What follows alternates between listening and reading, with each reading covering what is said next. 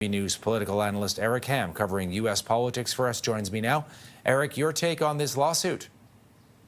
Well, this actually comes on the heels of another firing by the president that is also being challenged.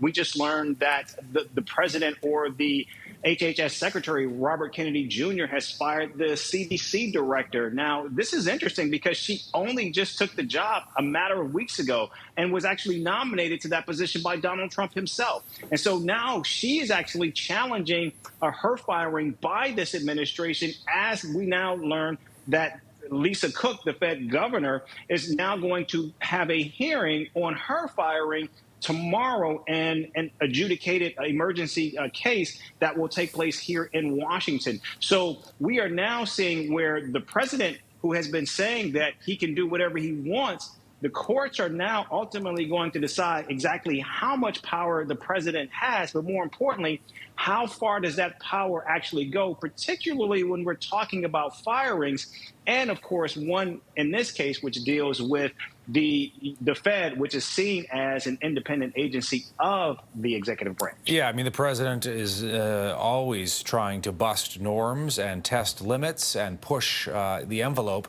How credible are the allegations against Lisa Cook? Again, she has been accused anyway of mortgage fraud. There are no charges that we are aware of. So, the president is sort of freestyling here, talking about potential mortgage fraud and saying just the possibility of that would, rule her out as being on the Fed.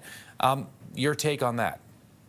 Well, what we are learning is that a member of the Trump administration who was placed in charge of a new department called the weaponization of the government actually is the one who lobbed these charges against Lisa Cook.